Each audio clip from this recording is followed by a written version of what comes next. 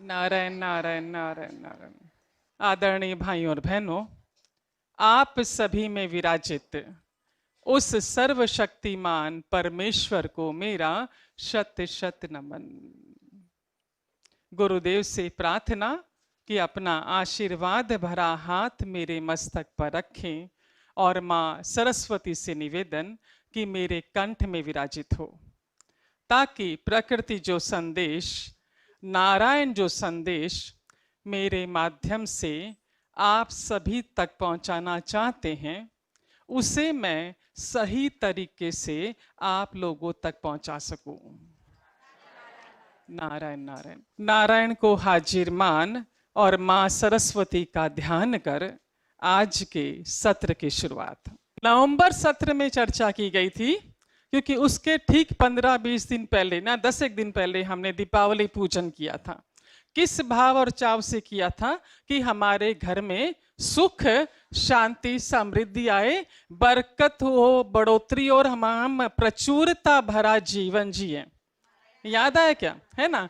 और उस वक्त एक कलश बनाकर बताया था कि हमने कईयों को शुभकामनाएं दी कि आने वाला साल आपके लिए सुख शांति समृद्धि से भरपूर हो, और पता नहीं कईयों ने हमें विश किया कि हमारा जीवन सुख शांति समृद्धि से भरपूर हो, है ना? हाँ, जब कईयों को हमने विश किया और कईयों ने हमें शुभकामना दी, तो निश्चित है उसने हमारी पुकार सुन ली और हमें ये कलश दे दिया जो जो चीजें हमें चाहिए थी उसे भरकर। पर आपको बताया गया था कि ये लिक्विड फॉर्म में है, सॉलिड फॉर्म में नहीं है। बताया था कि ये लिक्विड फॉर्म में है और हमारा सर्टन स्वभाव, सर्टन व्यवहार ऐसा होता है कि हम नकारात्मक व्यवहार ऐसा होता है कि हम पत्थर फेंकते हैं और इस घड़े में छेद हो जाता है और ये रिसना शुरू हो जाता है। यदि हम वैसा ही व्यवहार, वैसा ही स्वभाव लेकर चलते रहे तो कैसे जी पाएंगे बरकत, बढ़ोतरी, प्रचुरता से भरा जीवन, है ना? समृद्धि सिर्फ धन में नहीं होती। नारायण शास्त्र कहता है कि हर छोटी छोटी चीजों में समृद्धि छिपी हुई है, भरी पड़ी है, और विशेषकर आपके स्वभाव में, आपके व्यवहार में। ये दोनों चीजें इतनी अधिक शक्तिशाली है, आपका स्वभाव, आपका व्यवहार, कि आपके नक्षत्रों को बदलने का सामर्थ्य आपके स्वभाव में है। और तो और जाने दीजिए, वास्तु को बदलने की क्षमता आपके स्वभाव में, आपके व्यवहार में है ना? अब हमारा लक्ष्य क्या है?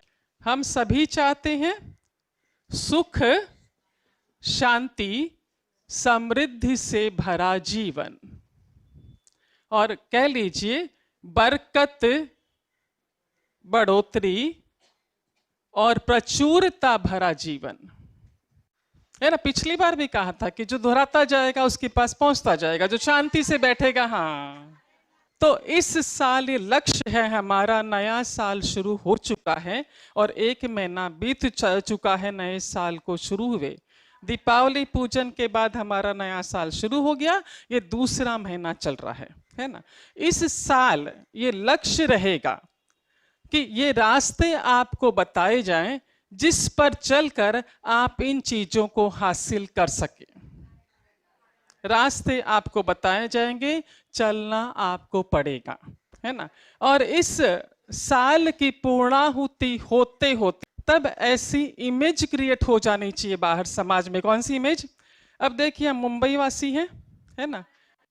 किसी परिचित से कहीं गेट टुगेदर में मिलते हैं जिसे ज्यादा पहचानते नहीं हैं, सहज जी जब उसका नाम पूछते हैं तो पूछ भी लेते हैं कि आप रहते कहां पर हो, पूछते हैं ना? यदि उसने कहा कि पैडर रोड, कफ परेड,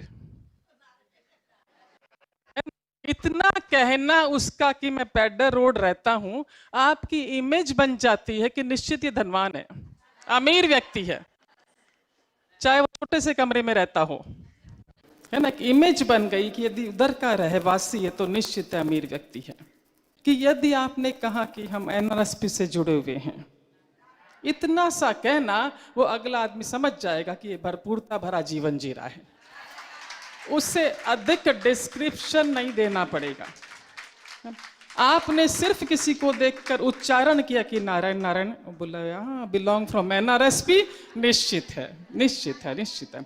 और न सिर्फ वो कहेगा, वो जान जाएगा कि सुख शांति समृद्धि भरा जीवन जी रहा है ना। पैडर रोड वासी तो खाली इतना हम बोलते हैं ना, भाई समृद्धिशाली लोग जी रहे हैं वहां पर, ऐसा इमेज है। पर साथ में हमारी इमेज एक भी रहेगी अलग, कि ये व्यक्ति यदि एनआरएसपी से जुड़ा हुआ तो कैरेक्टर बहुत ऊंचा है, निश्चित है। हाँ हो, ये गलत कार्य कर ही नहीं सकता। जैसे हमारा पीएम है ना, किसी की हिम्मत है क्या? ऐसी अवस्था हम एनआरएसपी की भी हो जाएगी कि ये तो बाई प्रोडक्ट में आएगा, ये बाई प्रोडक्ट में आएगा, कैरेक्टर पहले आएगा। यदि एनआरएसपी का व्यक्ति है तो कितना भी वो सामने वाला चैलेंज कर ले, बोला ये हटने वाला नहीं अपनी जगह से, ऐसा भाव ऐसा चाव। हाँ, तो वो रास्ते आपको बताए जाएंगे, चलना आपको है। और जब आप चलेंगे तब गारंटी है, गारंटी। हम ये नहीं कहते कि ट्राई करके देख लीजिए, होगा तो ठीक है, नहीं होगा तो ठीक है, ऐसा नहीं। कि जो रास्ते आपको बताए जाएंगे, यदि आप उस पर चलते हैं तो ये चीजें आनी निश्चित है, निश्चित है, निश्चित है। बट कंडीशन अप्लाई, आपको चलना पड़ेगा। और दूसरा ऐसा भी है कि यदि निरंतर आप सत्संग में आते हैं, सुनते हैं, तो आपके सिस्टम में भी चली जाएगी चीजें कि चॉइस एक ही है, मुझे इन्हीं रास्तों पर चलना है, चॉइस एक ही। क्योंकि चाहिए क्या है जीवन में? बरकत चाहिए, बढ़ोतरी चाहिए, प्रचुरता भरा जीवन चाहिए, है ना। अब कई लोग मुझसे कहते हैं कि आप बारंबार समृद्धि पर फोकस करते हैं, प्रचुरता पर फोकस करते हैं, इतना बड़ा सत्संग लेकर बैठे हैं, क्यों नहीं अगला जीवन लोगों का सुधारते? हमने कहा पहले ये जीवन तो सुधार लें, है ना। और प्रचुरता भरा जीवन इसलिए जीना चाहते हैं कि अगले जन्म के लिए बहुत कुछ जमा कर लें। रास्ते बता रहे हैं, किन रास्तों पर चलकर आप सुख शांति समृद्धि भरा जीवन जी सकते हैं। न सिर्फ सुख शांति समृद्धि भरा, बल्कि लोग पीछे से भी चर्चा करें तो ये कि एनआरएसपी से जुड़ा व्यक्ति है ना, निश्चित ईमानदार होगा, किसी के मन में शंका आ ही नहीं सकती, आ नहीं सकती। हाँ, तो चलिए सत्र को आगे बढ़ाते हैं। पहला अध्याय, 3 अध्याय आप तक पहुंचेंगे, है ना। आपको भीतर उतार लेना है, क्या सीखा, क्या समझा आज के सत्संग से और पिछले सत्संग से। पिछली बार आपको चैलेंज किया था कि आज निश्चित भीतर जाने वाला है, और 1 महीने का समय आपके हाथ में था उन चीजों का प्रयोग करने के लिए। और जिन लोगों ने उन चीजों को अपनाया है, निश्चित है कि जीवन में बरकत बढ़ोतरी शुरू हो गई है, निश्चित है, निश्चित है। हाँ, तो चलिए पहला अध्याय आप तक मिस्टर राघव के माध्यम से। राघव कहते हैं कि एक राजा था, उसके मन में 3 प्रश्न आए।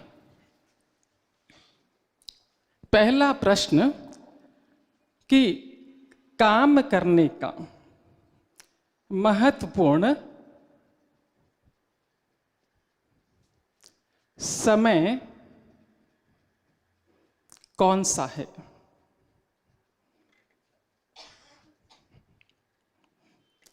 दूसरा प्रश्न, महत्वपूर्ण काम कौन सा है, महत्वपूर्ण व्यक्ति कौन है। 3 प्रश्न राजा के मन में आया कि महत्वपूर्ण काम कौन सा है, महत्वपूर्ण समय कौन सा है काम करने का, महत्वपूर्ण काम कौन सा है, और महत्वपूर्ण व्यक्ति कौन है। अपना ये प्रश्न उन्होंने अपने मंत्रियों के आगे रखा, अपनी राज्यसभा में रखा, पर जो उत्तर उन्हें मिला उससे वे संतुष्ट नहीं हुए।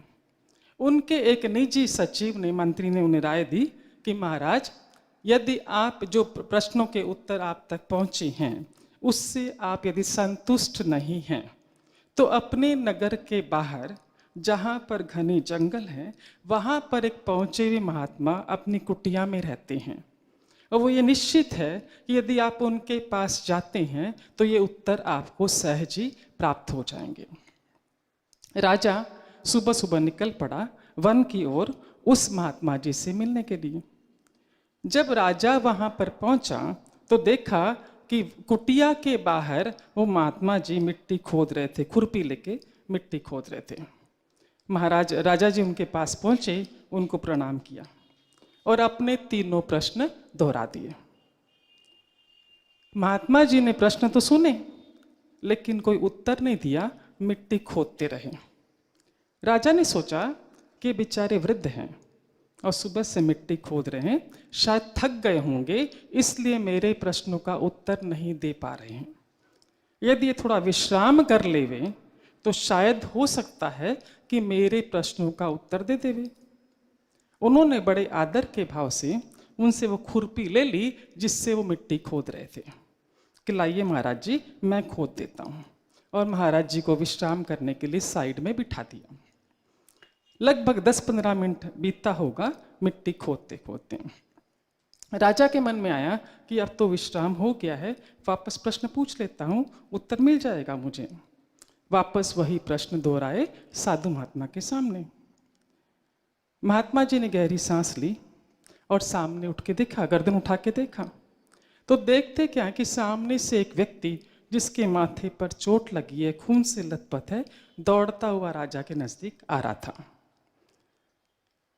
साधु महात्मा ने कहा, राजा जी पहले देख लो कौन व्यक्ति हमारे सामने आ रहा है, उसको किस चीज की जरूरत है। राजा ने गर्दन उठाकर देखा तो उसे वही व्यक्ति दौड़ता हुआ नजदीक आता हुआ दिखाई दिया जिसके माथे से खून बह रहा था।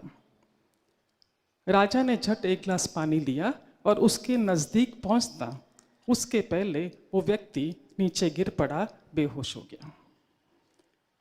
राजा उस व्यक्ति के नजदीक पहुंचा, उसका घाव धोया, उस पानी से पानी के छींटे मारे, घाव धोया, खुद की पगड़ी उतारी, उसे फाड़ी और उसकी पट्टी बांधनी शुरू की। जब राजा उसके घाव धोकर पट्टी बांध रहा था, इतनी देर में उस व्यक्ति को होश आ गया और उस व्यक्ति ने देखा कि राजा ने खुद की पगड़ी फाड़ी है और मेरे घाव पर पट्टी करी है। तो झट उठकर उनके चरणों में गिर पड़ा और बोला कि महाराज मेरे अपराध क्षमा कर दीजिए, मैं आजीवन आपकी सेवा में रहना चाहता हूँ, मेरा अपराध क्षमा कर दीजिए। राजा को बड़ा आश्चर्य हुआ कि मैंने तुम्हें आज तक देखा भी नहीं है, मैं तुम्हें जानता भी नहीं हूँ, तुम किस चीज की मुझसे माफी मांग रहे हो। उस व्यक्ति ने बताया कि कुछ समय पहले युद्ध के दौरान मेरा भाई आपके हाथों मारा गया था, तब से मेरे मन में था कि मैं आपका वध करूं और मेरे भाई की हत्या का बदला लूं। तो मैं तब से अवसर देख रहा था कि कब मुझे मौका मिले और मैं आप पर हमला कर सकूं। और जब कल मुझे पता चला कि आप यहाँ घने जंगलों में आने वाले हैं, तो मैंने अपनी जेब में चक्कू रखा और आपके पीछे पीछे हो लिया कि अवसर देखकर वार कर दूंगा। लेकिन आपके 2 सिपाहियों ने मुझे देख लिया, पकड़ लिया, मुझे मारा। मैं किसी तरह उनकी चुंगल से भाग उठा और आपका पीछा कर रहा था, मौका देख रहा था कि जो ही मुझे मौका मिले मैं आप पर वार कर दूं। लेकिन मुझे पता चला कि आप तो बहुत दयालु हैं, इतने बड़े राजा होने के बाद भी आपने अपनी पगड़ी उतारी, पगड़ी फाड़ी, मुझे पट्टी बांध दी। अब मैं आपकी सेवा में ही आजीवन रहना चाहता हूं, आप मुझे मेरे अपराधों को क्षमा कर दीजिए।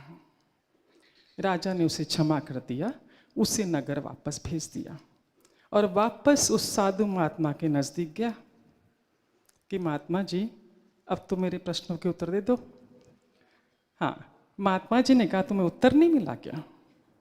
साधु जी ने कहा तुमने पहला प्रश्न पूछा कि महत्वपूर्ण समय कौन सा है। महत्वपूर्ण समय वो था जब तुम मट्टी खोद रहे थे। यदि उस वक्त मट्टी नहीं खोदते, मुझसे प्रश्न पूछा, मैंने जवाब नहीं दिया, तुम उठ के चले जाते तो बाहर वो व्यक्ति था, तुम पर हमला कर देता, तुम खत्म हो जाते। दूसरा महत्वपूर्ण काम कौन सा था? जब तुम उसकी पट्टी कर रहे थे, उस व्यक्ति का घाव पर पट्टी कर रहे थे, वो सबसे महत्वपूर्ण काम था। तीसरा तुम्हारा प्रश्न कि महत्वपूर्ण व्यक्ति कौन है। महत्वपूर्ण व्यक्ति मैं हूं जिसके माध्यम से तुम शांति के साथ वापस लौट रहे हो। फिर भी राजा के चेहरे पर असमंजस की अवस्था थी, अभी भी संतुष्टि नहीं हुई थी। महात्मा जी ने कहा कि शायद अभी भी तुम्हारे भीतर चीज गई नहीं है। तो सीधी सरल भाषा में सुन लो कि सबसे महत्वपूर्ण समय कौन सा है। सबसे महत्वपूर्ण समय वर्तमान समय है। जितना अधिक इसका सदुपयोग कर सकते हो उतना अधिक इसका सदुपयोग कर लो। दूसरे प्रश्न का उत्तर कि महत्वपूर्ण काम कौन सा है। वर्तमान समय में जो काम तुम कर रहे हो वही सबसे महत्वपूर्ण काम है। पूरी लगन, पूरी मेहनत, पूरी ईमानदारी के साथ पूरा करो। तीसरा प्रश्न, महत्वपूर्ण व्यक्ति कौन है। वर्तमान समय में जो व्यक्ति तुम्हारे साथ है, तुम्हारे पास है, वही सबसे महत्वपूर्ण व्यक्ति है। जितना सुख, जितनी खुशी उसे दे सकते हो दो। मिस्टर राघव कहते हैं कि राजा ने उस अनुसार ही अपना जीवन बना लिया और बरसों तक सुखपूर्वक राज किया। वर्तमान समय में जो काम तुम कर रहे हो पूरी ईमानदारी, मेहनत और लगन के साथ, जो तुम्हारे साथ है उससे से अधिक जो सुख और खुशी दे सकते हैं, यही सबसे अधिक महत्वपूर्ण है। नारायण नारायण नारायण। ऐसा भी है कि सत्संग के दौरान ताली बजाते गर्दन हिलाते हैं। हाँ, जिसको भी अपना हाथ दिखाना हो ज्योतिष को ना, सत्संग अटेंड करने का, ताली ढेर सारी बजाने का, जाके दिखाने का, वो निश्चित ज्योतिष कहेगा कि ऐसा भाग्य आज तक नहीं देखा।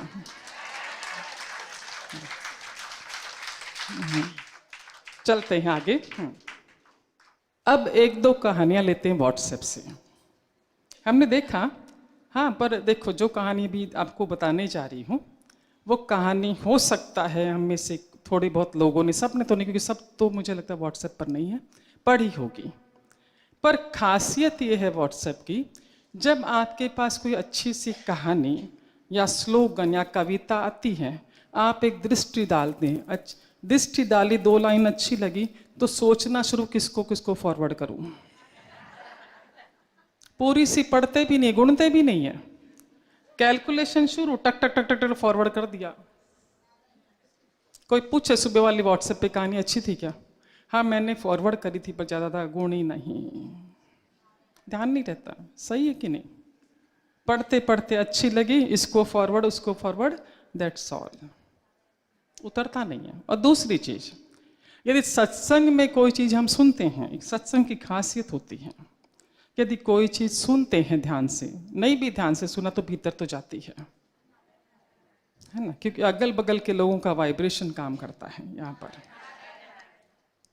वो सुनते हैं, ध्यान भी रह जाती है और उतर भी जाती है, और जब उसकी कोई चीज की जरूरत होती है वो सिस्टम हमारे भीतर भी फिट हो जाता है कि हाँ ऐसा करना चाहिए। हाँ, तो चलते हैं सत्य घटना की ओर। टाइटन इंडस्ट्री के मिस्टर सुवेंदु रॉय को एक बार एक रिक्शा चालक का इतना सुंदर अनुभव हुआ कि वे अपना अनुभव तुरंत ही सबके साथ बांटना शुरू कर दिया। प्रसंग कुछ इस तरह का है। मिस्टर रॉय कहते हैं कि उस दिन रविवार का दिन था, दोपहर का वक्त था। मुझे अंधेरी से बांद्रा जाना था अपनी पत्नी और बच्चे के साथ। मैं घर से निकला, रास्ते पे खड़ा हुआ कि कोई रिक्शा दिखे तो हाथ आगे करके रुकवा दूँ, उसमें सफ़र कर लूँ, अंधेरी से बांद्रा पहुँच जाऊँ। एक रिक्शा मुझे खाली दिखा, मैंने हाथ दिखाया, वो रिक्शा रुका, मैं उसके भीतर जाकर बैठ गया। जब यहीं से मेरे सफ़र की शुरुआत हो गई, लिखते रहे, कि जब रिक्शा आगे बढ़ा तो मुझे देखकर आश्चर्य हुआ कि जिस तरह हवाई जहाज में हमारी सीट के आगे झोला लटका होता है, उसमें कुछ मैगजीन्स होती हैं, सीट के पीछे हवाई जहाज में जिस तरह कुछ बैग होता है जिसमें मैगजीन्स होती है, इस रिक्शे में भी सुंदर सा झोला लटका हुआ था। उसमें 3-4 तरह की मैगजीन्स थी, फिल्मी भी थी, साहित्यिक भी थी, इस तरह की मैगजीन्स थी। और बगल में हमने देखा कि छोटा सा टीवी भी लगा हुआ था। उस ड्राइवर की सीट के पीछे छोटा सा टीवी भी था और एक छोटा सा बगल में एक चीज़ और देखी, फर्स्ट एड किट भी थी जिसके अंदर कॉटन, डेटॉल और कुछ ज़रूरी दवाइयाँ थीं। अब मैं और मेरी पत्नी मिस्टर रॉय कहते हैं कि 3 चीज़ें जब हमने देखी तो हम अवाक रह गए। अब हमने उस रिक्शे का, उतने से बड़े रिक्शे का निरीक्षण करना शुरू किया तो देखा कि वहाँ एक छोटी सी दीवार घड़ी भी थी, कैलेंडर भी था, अग्निशामक यंत्र भी था। और तो और वो कहते हैं कि मेरी खुशी तब बढ़ गई जब मैंने देखा कि सारे धर्मों के, हिंदू, मुस्लिम, सिख, ईसाई, सारे धर्मों के जो गुरु हैं, जो इष्ट हैं, उनकी फोटो भी बहुत सुंदर तरीके से लगाई हुई थी। और दूसरी तरफ जो 26 नवंबर के दिन शहीद हुए थे, कामटे, सालस्कर, उन्नी कृष्ण, उनकी फोटो भी सुंदर तरीके से लगाई हुई थी। तब मुझे एहसास हुआ कि मैं आज साधारण रिक्शे में नहीं बैठा हूँ, रिक्शा भी कुछ विशेष है और इससे अधिक विशेष व्यक्ति है जो रिक्शा चालक है। तो कई सारे प्रश्न मेरे भीतर आए कि जानूं तो सर इस व्यक्ति के बारे में। मिस्टर रॉय कहते हैं कई सारे मेरे मन में प्रश्न आए कि इस व्यक्ति के बारे में थोड़ी जानकारी लेनी चाहिए। तो मैंने उससे पूछा, बातचीत शुरू हुई तो पता चला कि वो पिछले 8-9 सालों से रिक्शा चला रहा है। इसके पहले वो प्लास्टिक कंपनी में काम करता था, प्लास्टिक कंपनी बंद हो गई, 2 छोटे बच्चे, परिवार की जिम्मेदारी, रिक्शा खरीदा, रिक्शा चलाना शुरू किया। सुबह 8 बजे से शुरू करता है, रात को 10 बजे तक रिक्शा चलाता है। हफ्ते में 7 दिन, एक दिन में छुट्टी नहीं। मिस्टर रॉय कहते हैं उसकी दिनचर्या जानने के बाद मैं समझ तो गया कि इसके पास अतिरिक्त समय कहाँ मिलता होगा। फिर भी मैंने पूछा कि तुम कुछ और भी करते हो क्या? तो बोला हाँ, हफ्ते में एक दिन जब थोड़ा सा पैसा मेरे पास इकट्ठा हो जाता है, अंधेरी के एक महिला वृद्धाश्रम में जाता हूँ, तेल, कंघा, टूथपेस्ट, साबुन, ये चीज़ें वहाँ पर देख कर आता हूँ। तो रॉय कहते हैं कि मैं देख रहा था मैं किसी हीरो से मिल रहा हूँ या ये हीरा है। और जब हम उससे बातचीत कर रहे थे, मैं और मेरी पत्नी, लिखते हैं वो मिस्टर रॉय, कि जब हम उस ड्राइवर से बातचीत कर रहे थे तो मेरा ध्यान रिक्शे के दोनों तरफ वापस गया जहां स्टिकर लगा हुआ था जिस पर लिखा हुआ था कि जो शारीरिक मानसिक रूप से बीमार हैं उनको मीटर के हिसाब से 25% डिस्काउंट दिया जाएगा। और दूसरी चिट पे लिखा हुआ था कि नेत्रहीन व्यक्ति के लिए 50 रुपये तक की यात्रा मुफ्त है।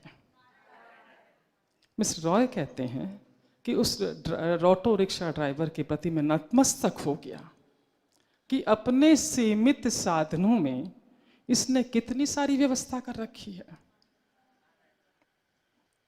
45 मिनट की यात्रा में मैंने कितना कुछ सीख लिया। और जब गंतव्य पर पहुंचा मैंने अधिक तो नहीं दिया उसे, मीटर का भाड़ा दिया प्लस 50 रुपये दिए कि नेत्रहीन कोई व्यक्ति हो उसकी तरफ से मेरा कंट्रीब्यूशन। लिखते हैं मिस्टर रॉय कि उसने मुझे जीवन का बहुत बड़ा पाठ सिखाया, पढ़ाया। कि कई बार ये भाव भीतर आता है कि जब बहुत होगा तब देंगे दूसरों को, पर यदि भाव भी भीतर आ गया कि कुछ देना है तो प्रकृति अपने आप व्यवस्था कर देती है। वो सीमित साधनों के भीतर वो रिक्शा ड्राइवर कितनी सुंदर व्यवस्था कर रखा था। नीचे दे रखा था उन्होंने टैक्स, उसका नाम भी और रिक्शे का नंबर भी। बोले कभी आप बम्बई ट्रेवल करें तो जरूर चेक करना, संदीप बख्शी नाम है, MH02Z8508 उसके रिक्शे का नंबर है। नारायण नारायण।